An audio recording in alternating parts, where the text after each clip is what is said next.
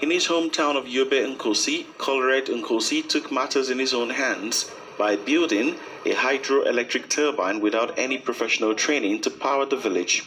He turned an old fridge compressor into a water-powered turbine and put in a nearby river, generating electricity for 6 households.